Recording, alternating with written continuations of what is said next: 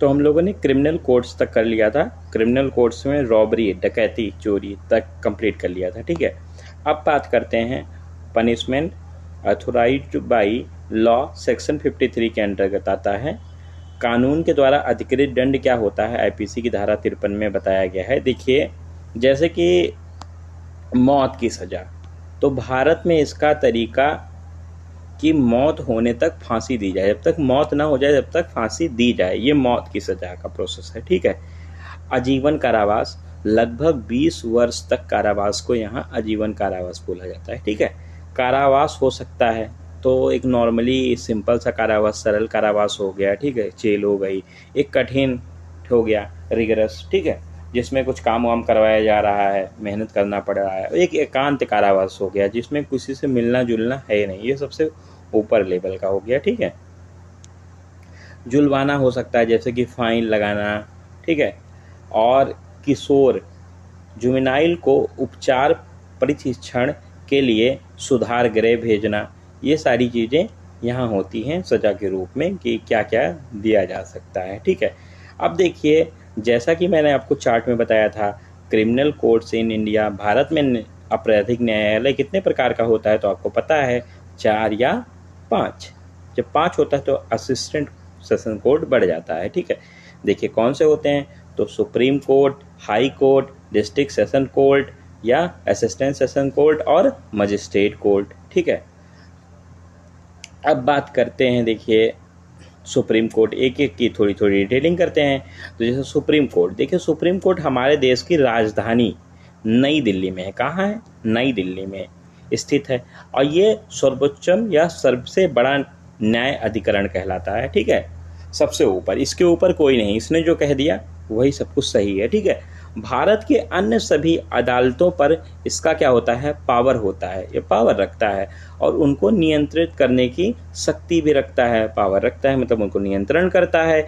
इसके द्वारा कोई भी घोषित विधि विधान सभी न्यायालयों पर लागू होता है, ठीक है। जितने भी न्यायालय हैं, अगर इसने कुछ विधि विधान बना दिया तो सभी के लिए होगा। या किसी भी आपराधिक अपील मामले की सुनवाई भी कर सकता है, मतलब कोई भी मामला हो ये सुनवाई कर सकता है, और कानून द्वारा अधिकृत कोई भी सज़ा ये दे सकता है। इसकी कोई कंडीशन नहीं है, लिमिटलेस है, कोई भी सज़ा दे सकता है, ठीक है।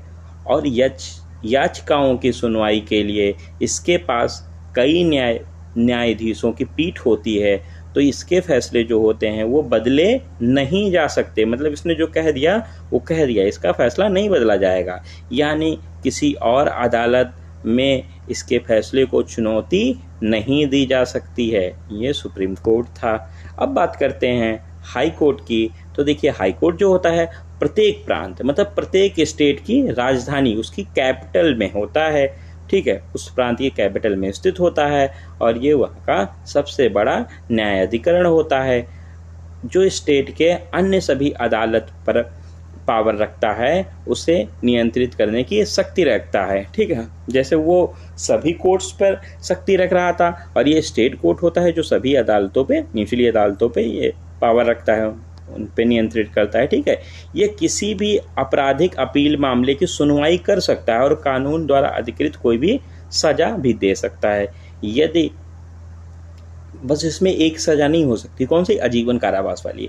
यदि किसी सेशन कोर्ट के द्वारा, अब देखो सेशन कोर्ट इसके निचली है, नीचे है, ठीक है, सेशन कोर्ट हुआ, डिस्ट्रिक्ट कोर्ट हुआ, इसके नीचे है। तो अगर कोई सेशन कोर्ट है और उसने व्यक्ति को मौत की सजा दे दी है, तो अब इसका मतलब उसको फांसी नहीं हो सकती, या मौत की सजा दे दी तो मौत नहीं होगी। तो उसके अगेंस्ट अपील कोई करे या ना करे, ना होने पर भी पहले उसकी हाई कोर्ट द्वारा क्या की जाएगी, जांच की जाएगी। हाई कोर्ट जब कर देगा कि हाँ तुमको हो सकती है मौत की दंड, तभी होगी, चाहे अपील हो चाहे ना हो। देखो ये प्रत्येक स्टेट में होते हैं, स्टेट के कैपिटल में होते हैं, आपको बताया, लेकिन कुछ एक्सेप्शंस हैं, जैसे कि some high court are non located in the state of capital, like Kerala के कोचिन में है, मध्य प्रदेश एमपी के जबलपुर में है, आसाम के गुवाहाटी में है, उड़ीसा के कटक में है, और यूपी के इलाहाबाद मतलब प्रयागराज में है। अब देखो डिस्ट्रिक्ट या सेशन कोर्ट की बात करते हैं। तो देखिए डिस्ट्रिक्ट या सेशन कोर्ट, देखो यह राज्यों के प्रत्येक जिला मुख्यालय में होता है, मतलब जिला लेवल पर स्थित होता है। देखो इसमें नाम से पता है, डिस्ट्रिक्ट एंड सेशन। तो जो डिस्ट्रिक्ट होता है इसमें डिस्ट्रिक्ट जज होता है और ये डिस्ट्रिक्ट कोर्ट कहलाता है। इसमें जो होते हैं सिविल मैटर को देखे जाते हैं, जबकि सेशन कोर्ट की बात की जाए तो इसमें सेशन जज होते हैं और ये क्रिमिनल कोर्ट को क्रिमिनल मैटर्स को देखते हैं। यह सभी प्रकार के अपराधों के विरुद्ध द्वारा प्राधिकृत कोई भी दंडादेश पारित कर सकते हैं, मतलब कोई भी दंड दे सकते हैं। कौन से नहीं दे सकते हैं ये आपको पता है, 10 साल से कम सजा दे सकते हैं, मृत्युदंड नहीं देंगे, आजीवन कारावास नहीं देंगे। अब देखो वही बात फिर आई जो हमने अभी पढ़ी थी, ठीक है। फिर से सेशन कोर्ट ने किसी को मौत की सज़ा दे दी, तो मौत की सज़ा उसको मौत डायरेक्ट नहीं होगी, उसके अगेंस्ट कोई अपील करे या ना करे, पहले उसकी हाई कोर्ट क्या करेगा, जांच करेगा, और जब होगा तब उसे फांसी हो सकती है, ठीक है।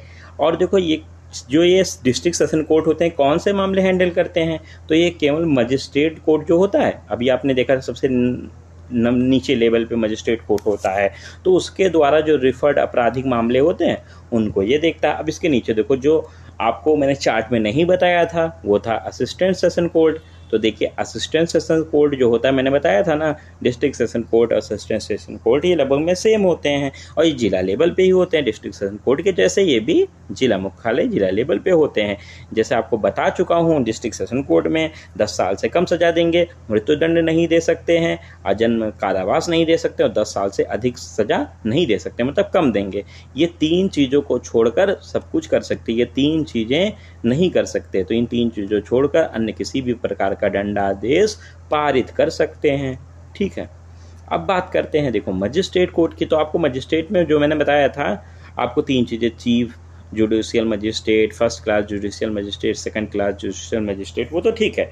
लेकिन आप ये जानें कि एग्जीक्यूटिव मजिस्ट्रेट होता है और जुडिशियल मजिस्ट्रेट होता है, स्पेशल मजिस्ट्रेट होता है और जुवेनाइल मजिस्ट्रेट होता है। तो देखो एग्जीक्यूटिव मजिस्ट्रेट जो होता है ये मुख्यतः ऑफिस वर्क करते हैं, या आवश्यकता जब पड़ती है तो ये मजिस्ट्रेट का कार्य भी संपादन करते हैं, जैसे कलेक्टर हो गया, डीएम, डिप्टी कलेक्टर और तहसीलदार हो सकते हैं।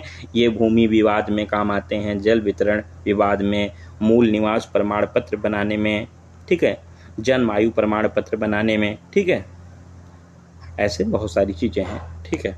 अब बात करते हैं जुडिशियल मजिस्ट्रेट की। देखो जो हमने पढ़ा था मजिस्ट्रेट के 3 डिवीज़न वो इसके अंतर्गत आएंगे। जुडिशियल मजिस्ट्रेट न्यायिक मजिस्ट्रेट के अंतर्गत इनका कार्य क्या होता है, तो साक्ष्य रिकॉर्ड करना, साथ में न्याय प्रदान करना, ये 3 प्रकार का होता है। देखो वही वाला जो हमने चार्ट में पढ़ा था, chief judicial magistrate, first class judicial magistrate and second class judicial magistrate. अब देखो एक चीज़ आप ये जान लो, देखो जो ये मेट्रोपॉलिटन सिटीज़ होते हैं, महानगर होते हैं, ठीक है, तो यहाँ पे 10 लाख से अधिक जनसंख्या होती है, वहाँ पर जो ये होता है आपका चीफ जुडिशियल मजिस्ट्रेट, ये CMM बन जाता है, मतलब चीफ मेट्रोपॉलिटन मजिस्ट्रेट बन जाता है। और जो फर्स्ट क्लास का मजिस्ट्रेट होता है ये मेट्रोपॉलिटन मजिस्ट्रेट मतलब MM बन जाता है, ठीक है, MM कहते हैं, ये आप याद कर लेना।